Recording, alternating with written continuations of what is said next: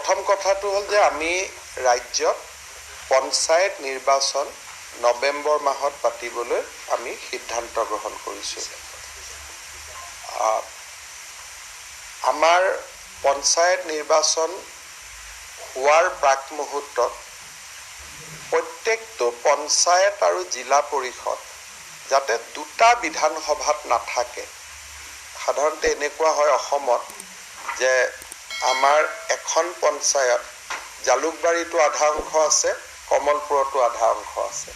বিশেষকৈ ডেভেলপমেণ্ট ব্লকবিলাক যে উন্নয়ন খণ্ডবিলাক দুটা দুটা সমষ্টিৰ কাভাৰ কৰি উন্নয়ন খণ্ডবিলাক আছে।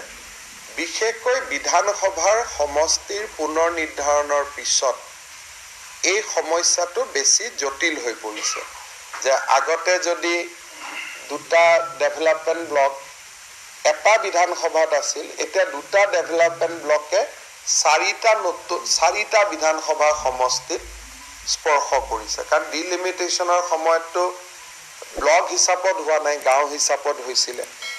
সেইকাৰণে তাৰ আগতে আমি অসমত আটাইবোৰ ডেভেলপমেণ্ট ব্লক নতুনকৈ পুনৰ নিৰ্ধাৰণ কৰিম আৰু সমষ্টিসমূহৰ পঞ্চায়ত, জিলা পৰিষদ আৰু আঞ্চলিক পঞ্চায়তসমূহৰ সীমাৰ পুনৰ নিৰ্ধাৰণ হ'ব। আৰু এই পুনৰ নিৰ্ধাৰণৰ কাৰ্যসূচী আগষ্টৰ 30 তাৰিখে শেষ হ'ব। 3 মাহ ক্লেইমছ, অবজেকশ্যন 3 মাহ থাকিব।